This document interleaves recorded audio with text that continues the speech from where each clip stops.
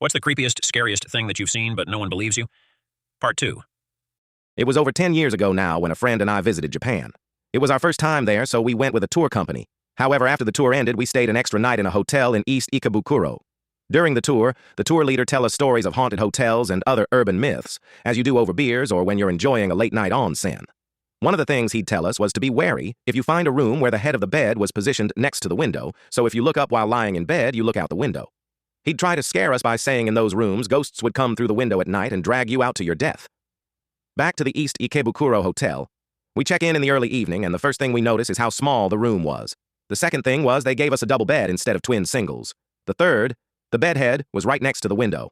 We rationalized that the room was too small, really, to align the bed any other way, and the tour leader was full of shit.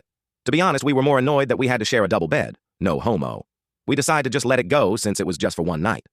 So we went out for dinner before turning in for the night. That night, I get woken up by a door slamming shut, and I jolt up.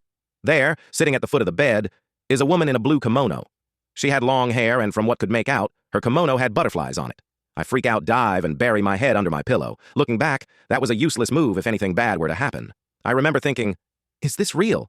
How can I check without looking? In my genius, I decided to shuffle my foot down the bed, thinking if I don't touch anything, it's just my imagination. I didn't think about what I'd do if I did touch something. Little by little, my foot moves down the bed when I notice that there is definitely a depression at the foot of the bed. Someone thing was there. I retreat my foot, start to sweat, and at this point, just start repeatedly saying the Lord's Prayer till I must have fainted or fallen back asleep. I remember waking up at 6 the next morning, and my friend was already dressed and packed. I asked him if he saw or heard anything last night, and all he says is, "I don't want to talk about it, let's check out."